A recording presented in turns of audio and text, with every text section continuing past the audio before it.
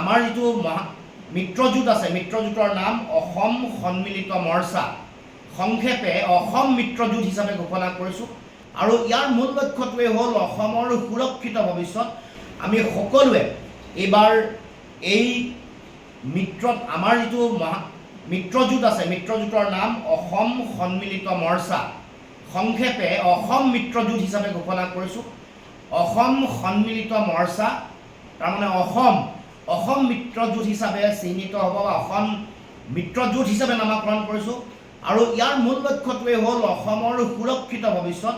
আমাৰ অসমৰ মানুহৰ মাটি ভেটি, অসমৰ মানুহৰ স্বাভিমান, অসমৰ মানুহৰ অধিকাৰ, অসমৰ প্ৰতিটো জাতি জনগোষ্ঠীৰ ভাষা কৃষ্টি সংস্কৃতি সুৰক্ষিত কৰিবৰ কাৰণে আমি অসম সন্মিলিত মৰ্চাই সংক্ষেপে অসম মিত্ৰজোঁটে আহি থাকিব লগা দিনসমূহত আমি শক্তিশালী ৰূপত আমি আগবাঢ়ি যাম।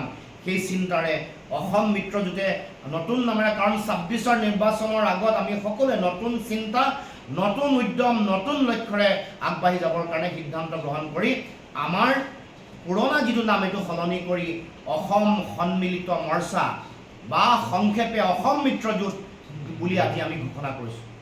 আমাৰ যিটো মিত্ৰজোঁট আছে, মিত্ৰজোঁটৰ নাম অসম সন্মিলিত মৰ্চা, সংক্ষেপে অসম মিত্ৰজোঁট হিচাপে ঘোষণা কৰিছোঁ।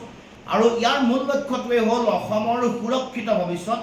আমি সকলোৱে এইবাৰ এই আমাৰ যিটো মিত্ৰজোঁট আছে, মিত্ৰজোঁটৰ নাম অসম সন্মিলিত মৰ্চা, সংক্ষেপে অসম মিত্ৰজোঁট হিচাপে ঘোষণা কৰিছোঁ। অসম সন্মিলিত মৰ্চা তাৰমানে অসম মিত্ৰজোঁট হিচাপে চিহ্নিত হ'ব বা অসম মিত্ৰজোঁট হিচাপে নামাকৰণ কৰিছোঁ। আৰু ইয়াৰ মূল লক্ষ্যটোৱে হ'ল অসমৰ সুৰক্ষিত ভৱিষ্যত।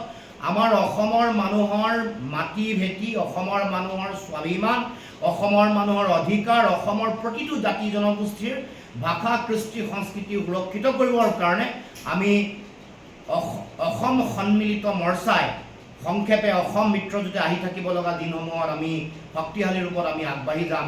সেই চিন্তাৰে অসম মিত্ৰজোঁটে নতুন নামেৰে, কাৰণ ২৬ৰ নিৰ্বাচনৰ আগত আমি সকলোৱে নতুন চিন্তা, নতুন উদ্যম, নতুন লক্ষ্যৰে আগবাঢ়ি যাবৰ কাৰণে সিদ্ধান্ত গ্ৰহণ কৰি আমাৰ পুৰণা যিটো নাম এইটো সলনি কৰি অসম সন্মিলিত মৰ্চা বা সংক্ষেপে অসম মিত্ৰজোঁট বুলি আজি আমি ঘোষণা কৰিছোঁ।